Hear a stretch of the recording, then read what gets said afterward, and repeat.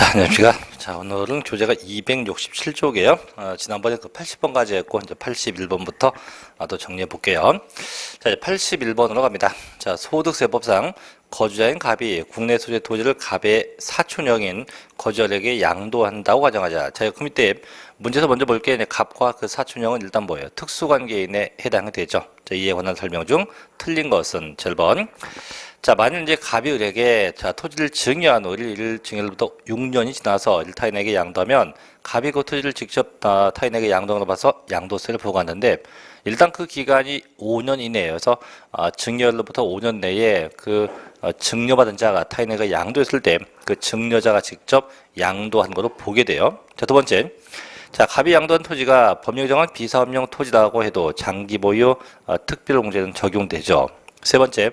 갑과 을은 이제 사촌, 저희가 이제 사촌, 육촌, 팔촌 전부 다 특수관계인에 해당이 되죠. 네 번째, 자, 갑이 상속세 및 증여세법에 따라서 시가 8억 원으로 평가된 토지를 을에게 7억 5천 원에 양도한다면 양도차익 계산 시 양도가액은 8억이다. 이건 또 뭐냐면 이게 이제 저가나 고가 양도에 대한 얘기인데요. 자, 잠깐 볼게요. 저가나 고가의 양수 양도인데요. 이렇게 이제 저가, 법이 정하는 저가나 고가의 양수 양도가 되면 저희 세법상 부당매매로 봐요. 부당매매. 그럼 부당매매가 되면 무조건 세금 계산은 시가에 의해서 계산되게 되어 있어요. 그럼 지금 보니까 그 시가가 8억이에요. 자, 보죠. 그 얘기를 하겠잖아요. 이거 갑시다. 그럼 대체 어떻게 매매야 부당매매냐 이건데 이 부당매매 조건은 일단 특수관계인 간에 특수관계인 간에 매매를 해요. 매매를 함에 있어서 첫째 시가와 그 대가와의 그 차이가 3억 이상 나요. 또는 3억이 안 나면 그 시가와 대가의 차이가 시가에 5% 이상 차이가 나도 부당매매예요. 그래서 둘 중에 하나가 되면 다 부당한 매매가 되게 되는데, 그럼 이제 봅시다. 지금 보니까 이제 8억, 이제 시가가 8억이에요. 시가가 8억이고, 대가가 7억 5천이에요. 그러다 보면 3억 이상 차이가 나요. 지금 차이 나는 게 5천만 원밖에 안 나거든요. 5천만 원밖에 안 난다. 그럼 안 나면 일단 3억이 안 나니까 얘는 피해 가고, 그럼 두 번째, 요게 걸리나 봐야죠. 시가의 5% 이상. 그럼 현재 시가가 8억이면 8억의 5%면 4천만 원이에요. 4천만 원이 넘게 차이 나면 부당한데 무려 5천만 원이나 차이가 나기 때문에 세법상은 이건 시가 8억 원이 매매가가 될 수 있다. 이런 얘기죠. 시가 8억 원에 해당이 됩니다. 세 번째, 자, 5번. 해당 토지가 미등기로 양도되면요. 자, 70%로 중과당하죠. 다만 이제 여기 부득이하게 미등기 되면 이제 그때 봐주겠지만 그게 아니면 전부 다 미등기면 80%만큼 부과되게 되죠. 70%만큼 부과되게 됩니다. 자, 정답이 1번이었고요. 자, 이제 82번으로 가볼게요. 자, 거의 비슷한데 소득세법상 거주자 갑이 2011년도 1월 20일에 취득한 건물, 자, 취득가액 3억 원입니다. 이걸 배우자에게 2015년도 3월 5일자에 증여했어요. 이때 증여 금액은 8억 원입니다.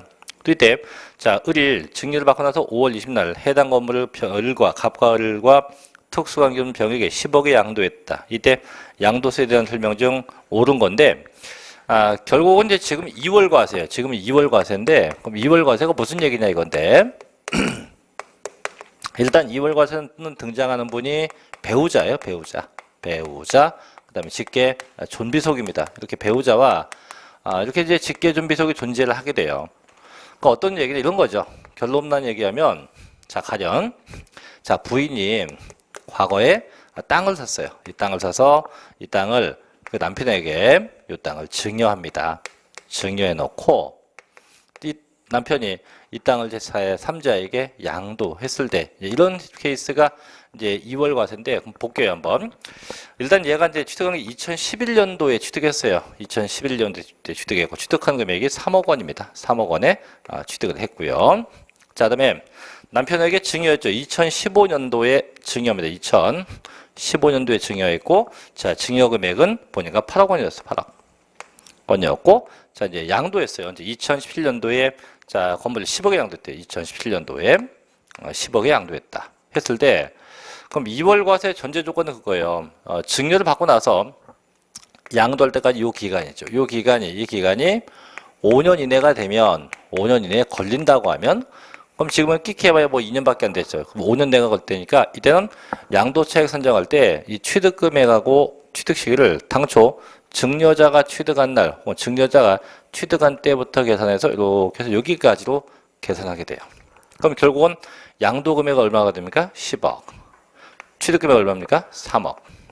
또 장기보유공제 기간 이때부터 이때까지 다 이렇게 해요. 다만 세금은 동안 이 남편 증여받은 이 수중자가 얘가 납세 의무자가 된다고 하는 거죠. 자, 이제 1번.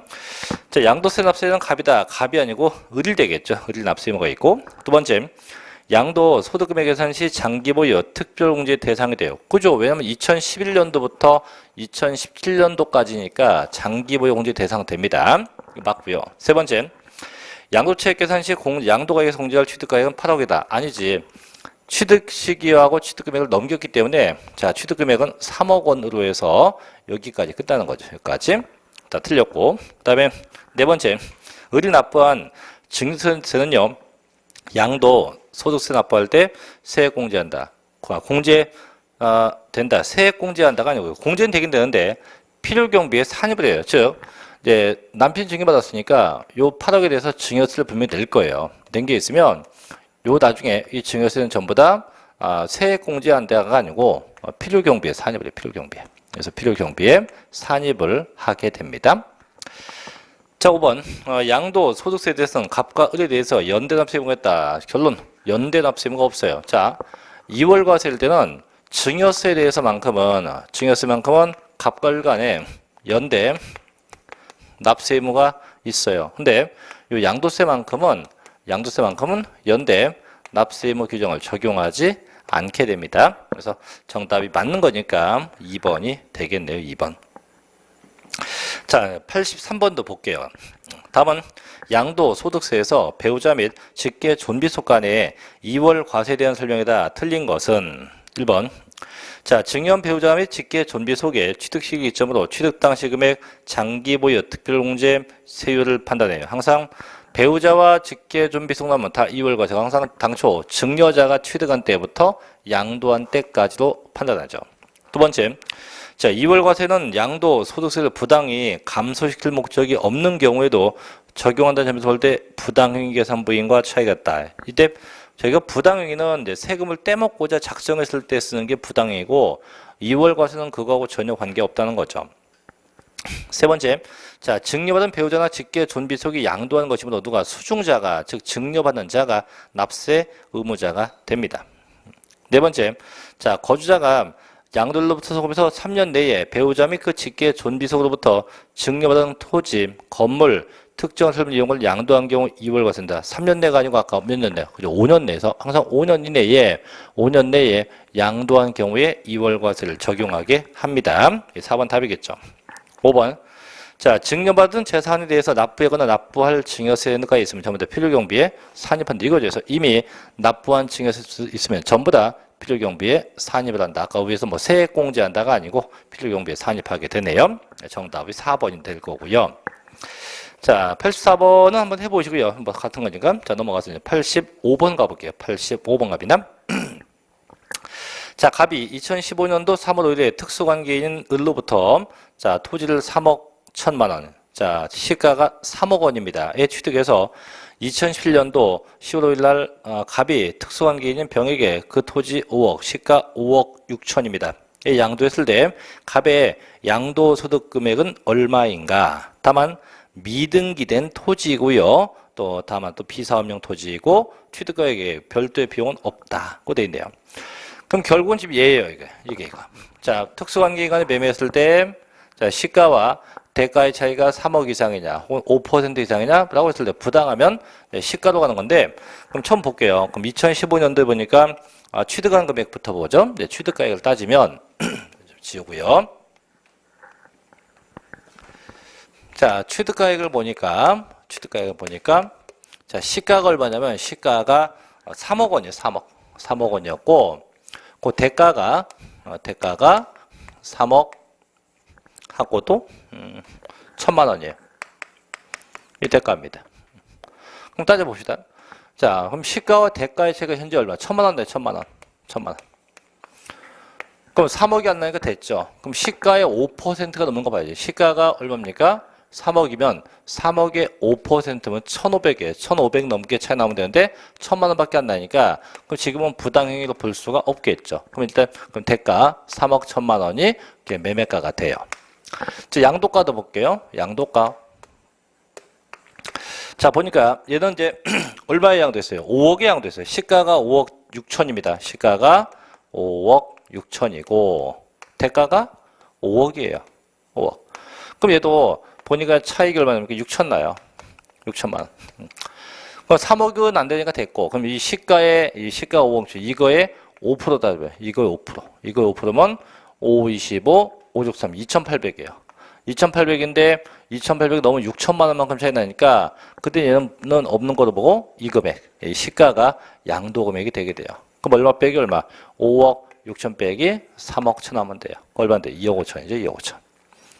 2억 5천만 나오면 돼요. 그 다음에 이제 뭐 이게 양도 차익인데 대신 지금 이 토지가 미등기 상태이기 때문에 장기 보유 이제 특별 문제는 없겠죠. 없으니까 2억 5천만 원이 정답이 돼요. 정답은 4번이 되겠네요. 자, 이제 86번도 가볼게요. 소득세법상 자, 형이 국내 소재 토지를 동생에게 양도한다고 가정할 경우 이에 관한 설명 중 틀린 것은 첫째, 자, 토지에 대한 시가는 불특정 다수인 사이에 거래가 이루어지는 경우 통상 성립된다고 인정된 가액, 즉 일반 보편적으로 형성된 매매가죠. 2번, 자, 형과 동생은 일단 특수관계인에 해당이 되게 됩니다. 셋째, 양도 소득세 납세지는 어디? 원칙이 전부 다 형의 국내 주소지배, 거주자가 양도하면 주소지 세무서, 비거주자는 국내 사업장 소재지가 되겠죠. 네 번째, 자, 토지 시가를 10억 원으로 할 때 이를 9억 원에 양도했다면 부당행위 계산 부인에 적용되지 않는다? 적용돼요. 왜 되냐면, 자, 똑같은 거지 이게. 자, 10억짜리를 9억에 매매했다면, 일단 차익 얼마 나요? 차익 1억 나요, 1억. 1억인데 3억은 안 나니까 됐어요. 다만 이 금액의 5%. 5%면 5천인데 5천 넘게 차이 나면 1억이잖아요. 1억이니까 부당매매로 가서 시가로 하게 돼요. 얼마? 10억으로 하게 되겠죠. 그래서 부당행위 계산 부인 규정을 적용하게 됩니다. 4번 답이고 5번. 만일 형이 동생에게 증여한 후 동생이 5년 내 특수관계가 없는 타인에게 양도하면 형이 직접 양도한 거로 보게 됩니다. 정답이 4번이 되겠죠. 자, 이제 87번으로 갑니다. 다음은 양도 소득세에서 2월 과세에 대한 설명이 다 틀린 겁니다. 첫째, 거주자가 이제 다 본 건데요.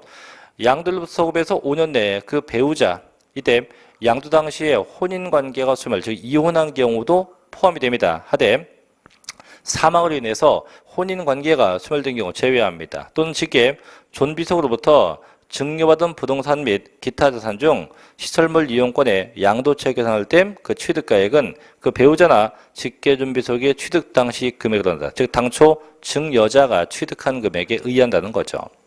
두 번째, 증여 2월 과세 적용할 때 증여받은 수증자가 부담한 증여세 상당액은 해당 자산에 대한 양도 차익을 한도로 필요경비에 산입한다. 아까 했죠. 그래서 그 금액은 전부 다 경비로 보고. 세 번째, 증여받은 배우자 등이 수증자로부터 5년 내 이를 타인에게 양도함으로써 2월 과세를 적용할 때 5년 계산은 등기부상 기간을 따져서 취득일로부터 양도일까지.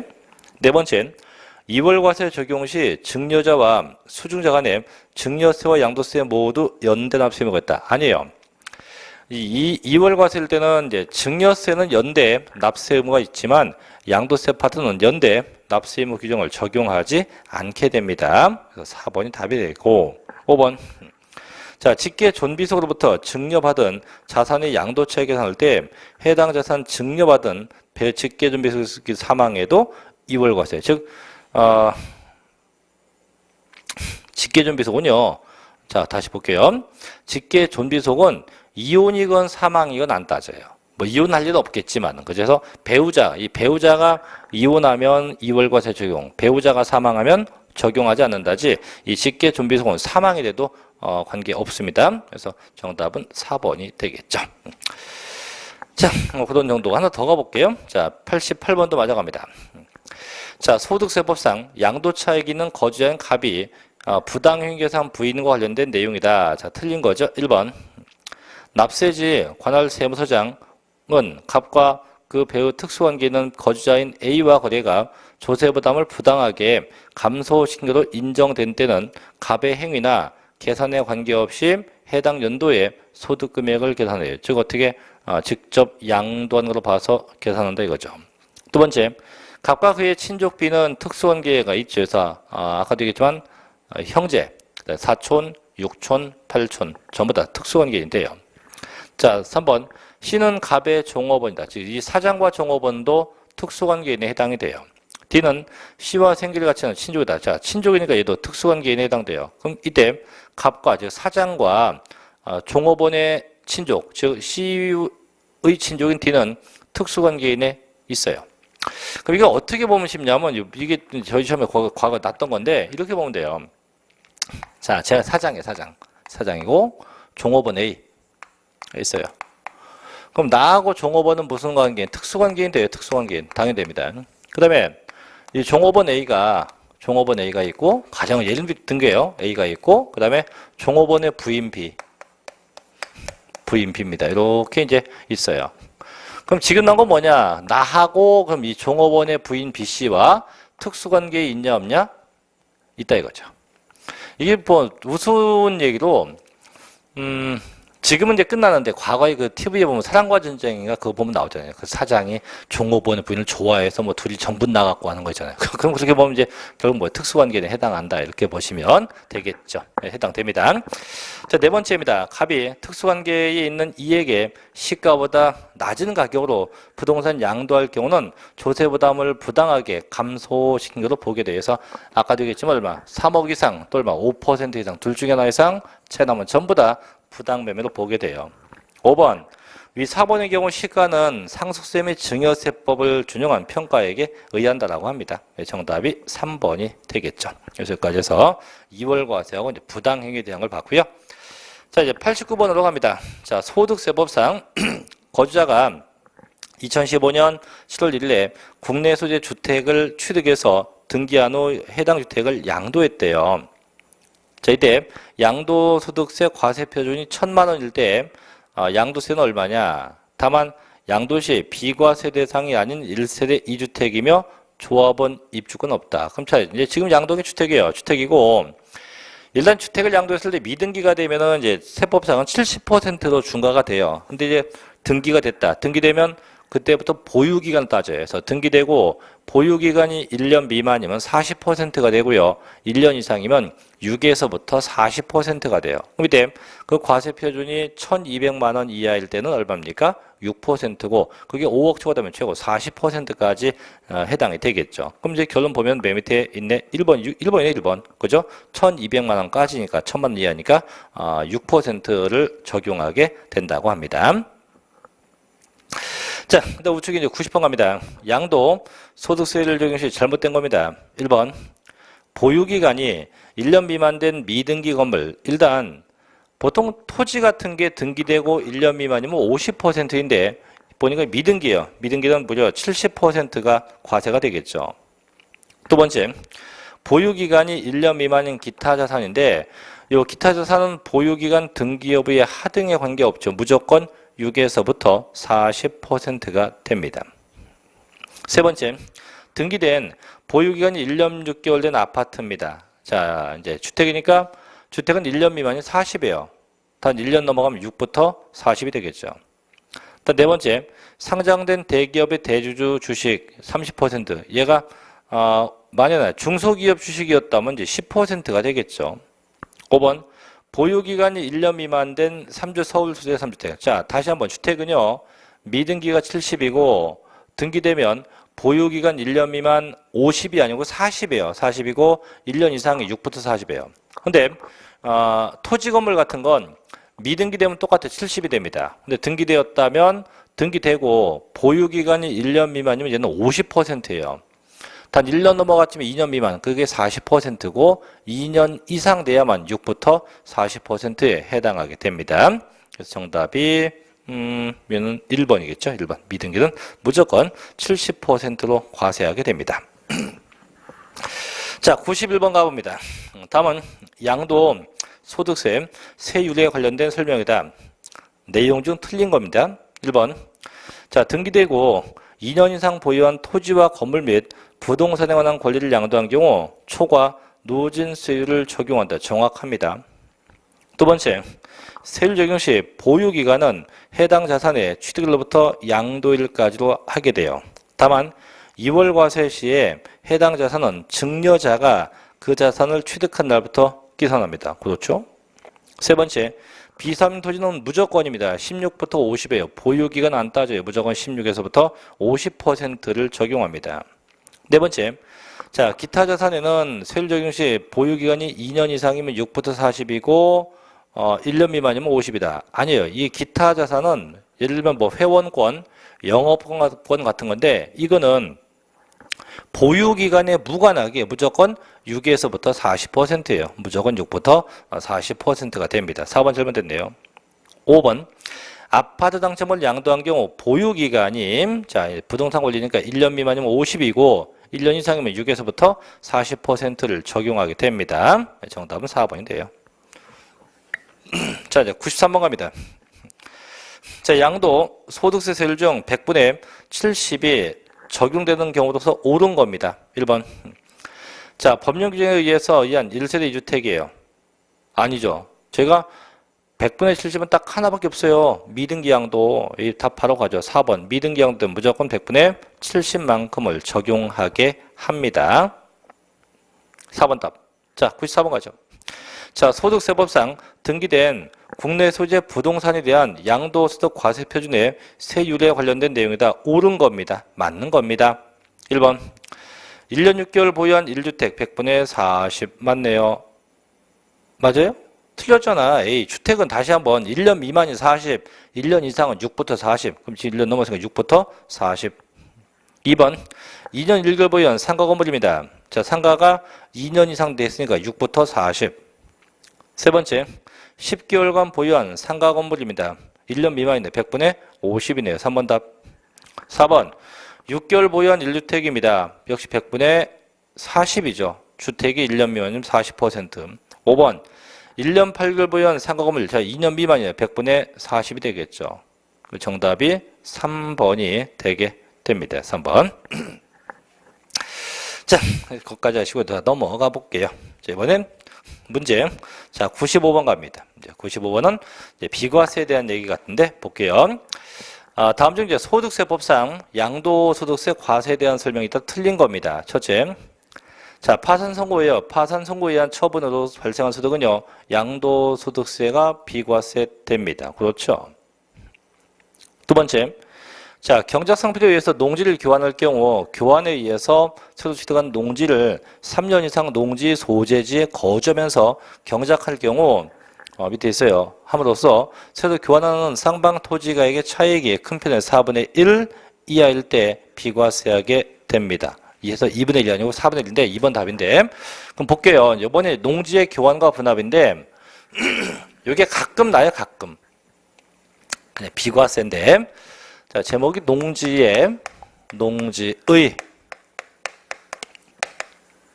교환과 분합이에요.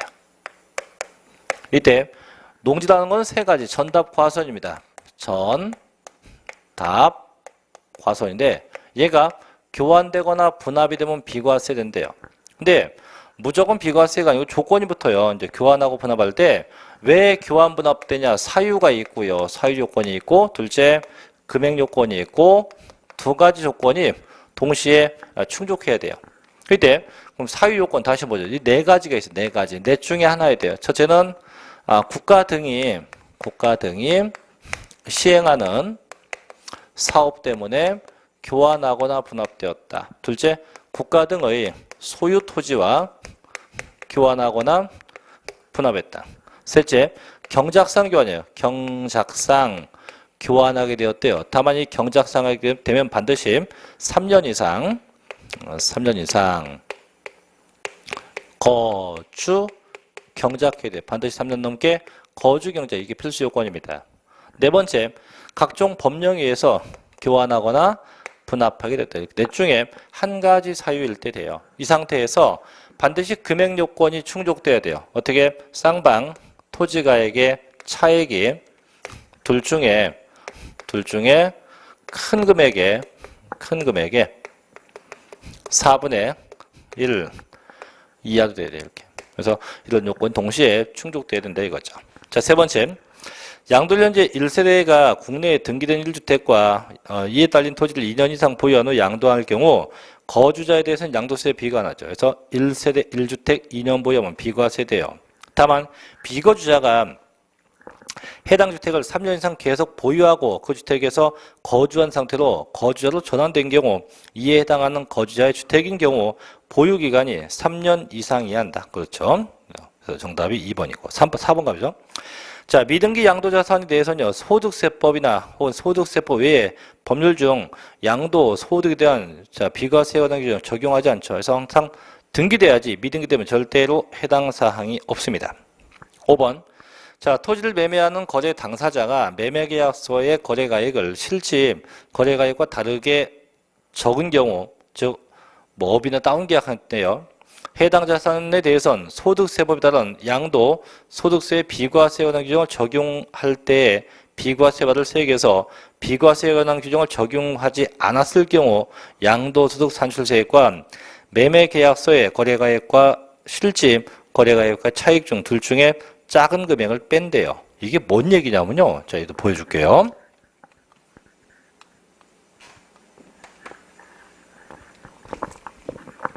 자, 갑이 있는데 갑이 현재 주택이 있어요. 이 주택이 1세대 1주택 2년 이상 보유가 된 상태예요. 그럼 지금 이 상태가 되면 갑은 이 주택이 과세 비과세 주택 비과세 주택에 해당이 돼요. 근데 이걸 이번에 양도했어요. 을에게 양도했다. 을에게 양도했어요. 얼마 양도했냐? 양도 금액이 실제 양도한 금액이 3억 원, 3억. 자, 쟤는 뭐 지난번도 얘기했지만 매매가가 9억만 넘지 않으면 다 비과세가 됩니다. 그래서 지금 3억이니까 갑은 당연히 비과세 받아요. 비과세. 근데 이 을이 갑에게 이제 부탁을 합니다. 죄송한데 부탁이 있다. 뭐냐 했더니 어차피 당신은 비과세니까 요거 이중계약해서 계약서에는 3억 5천만 원으로 좀 써주십시오. 이렇게 부탁을 합니다. 3억 5천에 좀 부탁합니다. 이렇게 부탁을 한 거예요. 3억 5천만 원에 써달라고. 그 갑이 곰곰이 생각해보니까 써줘도 문제 없었거든요. 왜? 어차피 지는 거니까 비과세니까. 그래서 써줬어요. 근데 이게 나중에 걸렸다. 걸리면 얘도 이 을도 제재가 있지만 이제 갑에게도 제재를 간다 이거예요. 과거에는 이 갑은 제재가 없었어요. 자, 그래서 어떻게 하냐? 너 비과세 받았었지? 네. 네, 토해내. 왜요? 너 동조했잖아. 너도 공범이야. 이거죠. 그래서 토해냅니다. 얼마나? 작은 거. 둘 중에 작은 거. 어떤 거? 첫째는 실질거래가액과 계약금액과의 차액. 요 차액. 지금 5천이네. 5천. 얘하고 이 주택이 비과세가 아니고 과세된다는 가정하에서 계산된 산출세액이 있으면 그 산출세액이에요. 산출세액입니다. 요게 3천이 나갑시다. 3천. 가정하면 둘 중에 작은 금액을 차감해요. 둘 중에 작은 금액을 빼게 됩니다. 이렇게 해서 해당하게 돼요. 정답은 2번이 되게 됩니다. 자, 이제 96번도 가볼게요. 다음은 양도, 소득세, 비과세에 있어서 배우자가 없어도 1세대가 되는 경우입니다. 틀린 거죠. 그래서 원칙은 1세대 전제 조건은 반드시 배우자가 있어야 되고 그 직계 좀비속과 함께 거주해야 되는데, 자, 이제 배우자가 없어도 돼요. 자, 첫째, 당의 거주자 나이, 내 나이가 30이 넘었다면 이땐 배우자가 없어도 가능해요. 둘째, 자, 기준 중위소득이 있는 경우로서 소유하는 주택이나 토지를 관리하면서 독립된 생계를 유지합니다. 쉽게 일명 독신주의자입니다. 가능하죠. 세 번째, 배우자가 사망했거나 이혼했다. 이것도 가능합니다. 네 번째, 거주자가 당의 주택을 상속이나 증여받았다. 이건 안 돼요. 그래서 뭐 상속받은 건 가능할지 몰라도 증여받은 것은 해당이 없게 됩니다. 4번 답이고요. 5번. 자, 미성년자의 경우는 제외하나 결혼, 가족의 사망, 그 밖에 새로 1세대 구성이 불가피한 경우 제외입니다. 즉 부득이하게 이제 부모님이 사망해서 혼자 남는 경우가 되겠죠. 그래서 4번이 정답이 되겠네요. 자, 이제 97번 갑니다. 다음은 자, 소득세법상 주택을 양도할 경우 양도 소득세 1세대 1주택에 대한 비과세에 대한 설명이에요. 잘못된 건데 1번 배우자가 사망하거나 이혼한 경우는 배우자가 없어도 1세대로 보여. 그래서 위에 있었죠? 두 번째, 자, 사용인의 기거를 위해서 공장에 부수된 건물을 합숙소로 이용하고 있는 경우 당의 합숙소는 주택으로 본다. 아니에요. 저희가 주택은요, 상시주거 목적일 때가 주택이지 이렇게 합숙소 목적이면 이건 주택으로 보지 않게 됩니다. 그래서 상시 주거 목적일 때만 주택에 해당하게 됩니다. 정답이고. 세 번째, 1세대 1주택으로서 비과세 받기 위해서 보유기간이 최소한 2년 이상이죠. 그래서 주택이 하나 있고 사섭할 때까지 최소한 2년 넘게 보유해야 합니다. 그 정답이네요. 세 번째, 1세대 1주택으로서 비과세를 받기 위해서는 했죠. 전 네 번째, 1세대 1주택 판정에 있어서 보유기간 판정 시 소실, 독의 노후로 인해서 멸실되어 재건축했다면 언제? 당초 멸실된 주택과 재건축한 주택의 기간 통산에 의해서 당초 취득한 날부터 양도한 날까지 그 기간 다 판정해서 적용하게 됩니다. 5번. 자, 주택이란 상시주거 용도로 사용하는 건물을 말하며 그 용도의 구분은 공부상 용도에 불과하고 사실상의 용도에 의해서 과세입니다. 그래서 항상 공부상 용도에 관계없이 실제 용도, 사실상 용도에 의해서 과세하게 돼요. 정답은 2번이 되겠지라. 자, 넘어가시지요. 자, 98번으로 가봅니다. 꽤 기네요. 다음은 양도 소득세에서 1세대 2주택에 대한 비과세 특례 규정입니다. 자, 옳지 않은 건데요. 자, 1번 농어촌 주택과 일반 주택을 국내 각각 한 개씩 소유하고 있는 1세대가 일반 주택을 양도할 경우 국내에 1개 주택을 소유하고 있는 것으로 보아 비과세 여부를 판단해요. 그래서 항상 농촌주택하고 일반이 있으면 일반 주택이 먼저 처분되면 되죠. 두 번째, 1주택을 보유하고 1세대 구성한 자가 혼이 남으로써 1세대가 2주택을 보유하게 된 경우 그 혼이 난 날부터 5년 이내에 먼저 양도한 주택은 1세대 1주택으로 봅니다. 그래서 혼인과 하나 더 있죠. 동거봉양은 항상 5년 내에 양도해야 됩니다. 세 번째, 자, 동거봉양을 위한 합갈 이후 동일 세대 구성원으로부터 합갈 이전부터 보유하던 주택을 상속받은 경우, 자, 상속받기 전부터 본인이 소유하던 주택을 양도할 때 1세대 1주택으로 보게 돼요. 그래서 항상 상속받으면 내 걸 먼저 처분합니다. 내 거 먼저 처분해야 돼요. 네 번째, 자, 취약이나 근무상 형편 그 밖에 부득이한 사유로 인해서 취득한 수도권 밖에 있는 주택과 그 밖에 일반 주택을 국내 각각 한 개씩 소유하는 1세대가 언제까지 팔아요? 부득이한 사유가 해소된 날부터 그죠? 3년 내에 일반 주택이 처분돼야죠. 그래서 수도권에 있던 애가 뭐 학교의 취약이나 질병 때문에 지방에 가서 집을 사서 이사를 간 거죠. 그래서 그때는 언제까지 판다? 사유 해소일로부터 3년 내 팝니다. 근데 그거하고 이제 5번하고 헷갈리면 안 돼요. 5번 갑니다. 자, 국내에 1주택을 소유한 1세대가 그 주택을 양도하기 전에 다른 주택을 취득합니다. 함으로써 일시호도 2주택이 된 경우 종전 주택을 취득한 날부터 1년 이상 지난 후 다른 주택을 취득해야 되고 결론 다른 주택 취득한 날부터 3년 내에 양도해야 돼요. 그래서 아까 위에 4번, 그럼 4번, 5번이 똑같이 집을 사서 이사한 거예요. 근데 4번은 언제까지 팝니까? 사유 해소일로부터 3년 내 파는 거고 5번은 언제까지 팝니까? 그죠? 새 집 산 날부터 3년 됩니다. 그래서 사유 해소일부터인지 새집 취득한 날부터인지 요건 구분을 해 놓으셔야 됩니다. 일단 정답 4, 5번 되겠죠. 5번. 그래서 그때 2년 내가 아니고 3년 내에 처분돼야 돼요. 자, 99번 가죠. 자, 소득세법상 1세대 1주택의 비과세에 관한 설명이다. 틀린 겁니다. 1번. 1세대 1주택 비과세 규정을 적용할 경우 부부가 각각 세대를 달리 구성할 경우에도 동일 세대로 보게 됩니다. 그래서 부부가 별거하고 있어도 1세대가 돼요. 두 번째, 해외이주법에 따른 해외이주로 세대 전원이 출국합니다. 이때 출국일 현재 1주택을 보유하고 있고 출국일로부터 적어도 2년 내에는 양도가 되면 돼요. 그때는 보유기간에 관계없죠. 그래서 원칙은 이제 2년 이상 보유된 저희가 뭐 두 가지 수용되거나 수용, 그 다음에 뭐 해외 이주했다, 이런 케이스가 되면 이때는 보유기간에 관계없이 그냥 비과세 돼요. 전부 다 비과세 가능합니다. 비과세 가능해요. 자, 세 번째입니다. 1주택을 보유하고 1세대를 구성한 보유한 자가 혼이 남으로써 1세대가 2주택을 보유하게 된 경우 언제까지? 혼이 난 날부터 5년 내에 먼저 양도한 주택은 비과세입니다. 그래서 항상 혼인과 동거분양 몇 년 내 양도? 5년 내에 양도가 돼야 됩니다. 네 번째, 자, 건축법 시행령 제별표 1호에 의해서 다가구주택은요, 해당 다가구주택을 구획된 부분별로 분양하지 않냐고 하나의 매매 단위에서 양도하면 그 구획된 부분을 각각으로 본다. 말이 안 맞죠? 하나의 매매 단위면 그 전체를 다 보고, 전체 다 하나로 보죠. 그래서 이게 각각이면 각각으로 보고, 전체 다 하나면 전체 다 하나로 보게 돼서 과세를 하게 됩니다. 4번 답이네요. 5번.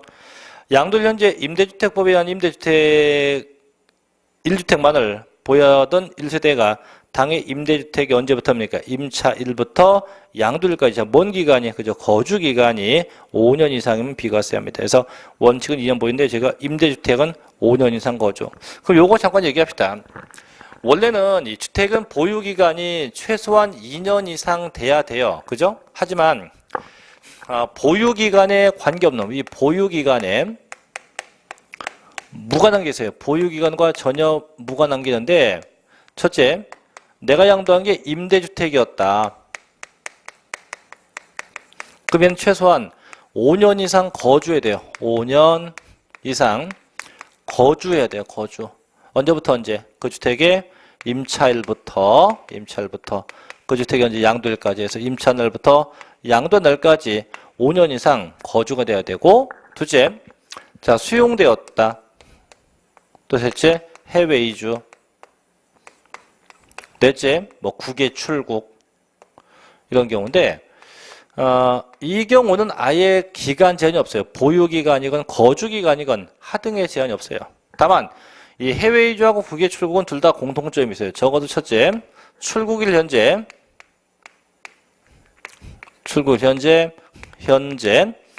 1주택이어야 돼요. 주택이 하나여야 되고, 또 하나 출국일로부터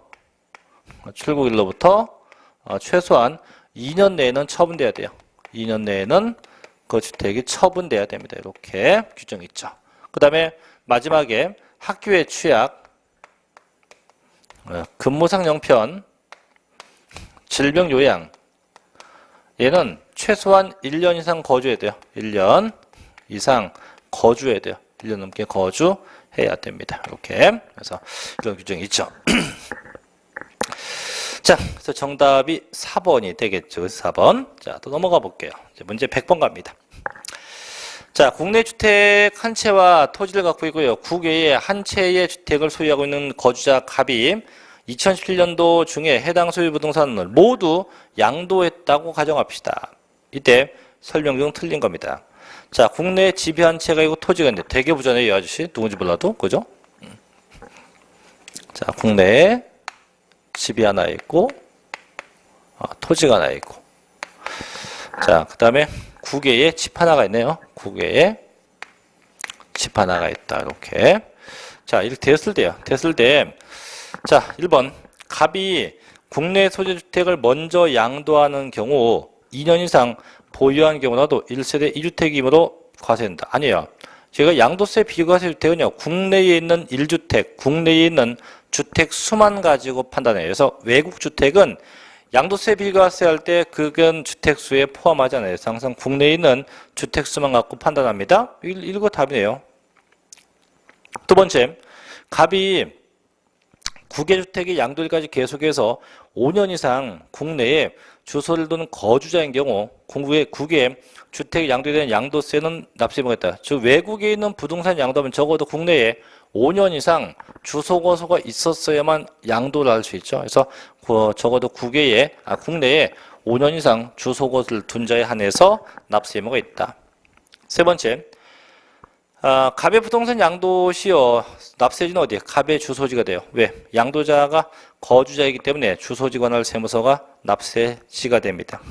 네 번째, 자, 국외주택 양도소득에 대해서 납부했거나 납부할 국외주택 양도소득세액은 해당 과세기간에 국외주택 양도 소득금액 계산상 필요경비로 산입할 수 있어요. 그죠? 그래서 외국에서 납부한 세액은 필요경비에 산입할 수도 있고 하나 더 산출세액에서 공제할 수 있어요. 둘 중에 한 가지를 선택할 수 있습니다. 그래서 산출세액에서 공제하는 방법도 있고 또 어디 필요경비에 집어넣는 방법 둘 중에 한 가지 방법을 선택할 수 있습니다. 5번. 자, 국외주택의 양도에 대해서는 연 250만 원 기본 공제 가능해요. 물론 외국에 있는 부동산은요 장기 보유 특별 공제는 되지 않아요. 그래서 기본 공제는 가능한데 장기 보유 특별 공제는 해당하지 않는다 이거죠. 그래서 정답 1번이 가능하겠네요. 자, 이제 11번으로 갑니다. 다음은 양도 소득세가 비과세되는 1세대 1주택에 대한 설명이다. 틀린 겁니다. 1번. 그 내용이 옳은가요? 옳은 거네요. 옳은 거. 첫째, 1주택을 둘 이상 주택으로 분할해서 양도하면요. 먼저 양도한 부분주택은 1세대 1주택을 본다. 아니요. 저희가 원래 주택이 한 채여도 이 주택 하나가 분할 양도되면 이게 분할 양도되면 세법상 두 개를 봐요. 두 개를 보기 때문에 먼저 판 건 무조건 과세. 무조건 과세돼. 과세. 그래서 과세고 나중 게 비과세됩니다. 자, 두 번째입니다. 2번. 귀농주택 소유자가 3년 이상 영농이나 영어에 종사하지 아니하거나 그 기간 동안 해당 주택에 거주하지 아니하는 사유가 발생한 날을 속하는 달의 말일부터 2개월 내에 양도 소득세를 신고한다. 맞죠? 답 2번이고요. 세 번째. 자, 비과세되는 주택의 부토지의 범위는 주택 정착 면적의 10배, 도시지역 밖은 5배. 바뀌었어요. 도시지역 내가 5배, 밖은 10배 됩니다. 네 번째. 장기임대주택과 그 밖의 1주택을 국내에 각각 소유하고 있는 1세대가 해당 1주택입니다. 일단 거주주택으로서 거주기간이 3년 이상이며 라고 되는데 요 임대사업용 요거는 내가 임대사업자 지위에 있는 거예요. 그래서 이건 최소한 2년 이상 해야 돼요. 2년 이상 거주해야 되며 자, 그 상태에서 장기임대주택을 장기임대주택으로 등록을 해야 돼요. 임대사업용으로 등록을 된 상태에서 해당 1주택, 그 거주주택을 먼저 처분하면 비과세 받을 수 있다 이거죠. 5번. 자, 혼인함으로써 1세대 2주택을 소유하게 된 경우 혼인한 날부터 2년 내에 기존의 1주택을 양도할 경우 비과세된다. 2년 내가 아니고 몇 년 아까죠? 5년 내. 그래서 항상 혼인과 동거부 경우는 5년 내에 먼저 처분해야 돼요. 5년 내에 처분하면 됩니다. 자, 그래서 맞는 거니까 2번이겠죠. 자, 좀 쉬었다가 102번부터 이어서 계속 진행하겠습니다. 좀 쉬었다 할게요.